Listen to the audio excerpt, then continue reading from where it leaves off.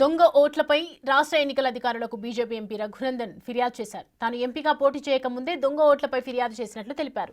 రోజు రోజుకి దొంగ ఓట్లు పెరుగుతుంటే రాష్ట్ర ప్రభుత్వం ఏం చేస్తోందంటూ నిలదీశారు. రాహుల్ గాంధీ ఈ విషయంపై స్పందించాలంటూ డిమాండ్ చేశారు. కావాలనే ప్రతిపక్ష నేతలు పార్లమెంట్లో గందరగోళం సృష్టిస్తున్నారంటూ ఆగ్రహం వ్యక్తం చేశారు.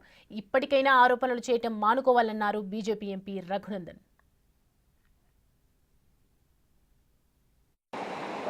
దేశంలోని కొన్ని ప్రతిపక్ష పార్టీలు ఓటర్ రివిజన్ మీద స్పెషల్ ఇంటెన్సివ్ రివిజన్ పేరిట బీహార్లో జరుగుతున్నటువంటి సర్కు వ్యతిరేకంగా గత 10 రోజులుగా భారత పార్లమెంట్లో ఓట్ల చోరీ జరుగుతుందని కొంతమంది నాయకులు, బాధ్యతాయుత స్థానంలో ఉన్న నాయకులు బాధ్యత లేని మాటలు మాట్లాడుతూ ఉన్నారు. ఇది దురదృష్టకరం.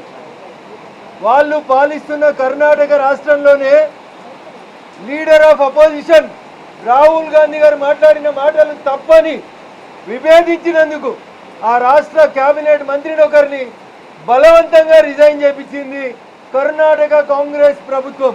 1650 దొంగోట్లని మేమంటే ఇవాళ దాదాపు 2500 ఓట్లు ఐలాపూర్ అనేటువంటి ఒక పంచాయతీలు వచ్చినాయి.